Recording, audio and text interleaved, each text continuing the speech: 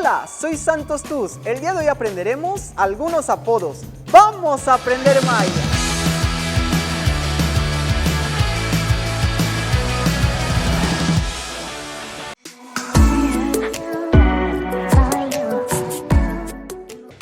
Apodos.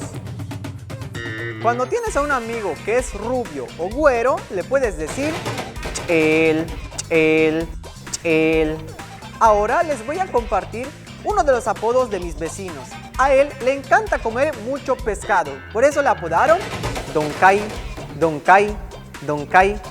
Si has ido a comprar tus tacos o al mercado y alguien te ha dicho ¿qué vas a llevar, Mulish? Significa Mulish, Mulish, Mulish. Mulish.